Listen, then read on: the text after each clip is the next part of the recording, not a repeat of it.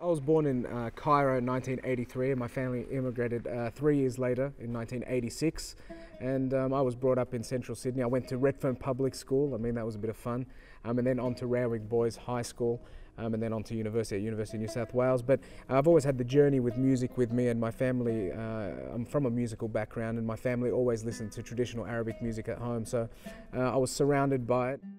My grandfather played, my uncle was a famous musician in Egypt, and I always wanted to be a part of that, and I felt music was a way of getting in touch with my place of birth and my heritage.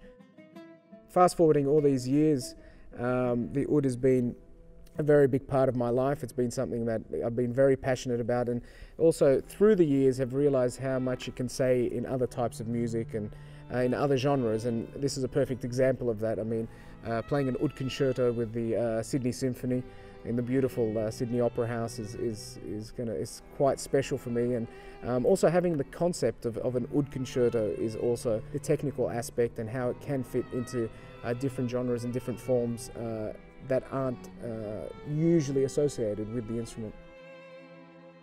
One of the pieces that we're going to be playing is Permission to Evaporate.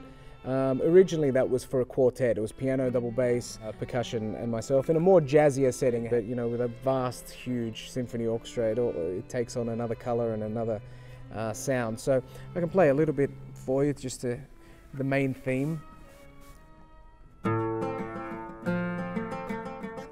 Permission to Evaporate, which I wrote after my parents passed away. My mother passed away in 2012 and my father in 2013, and so that was a very interesting time.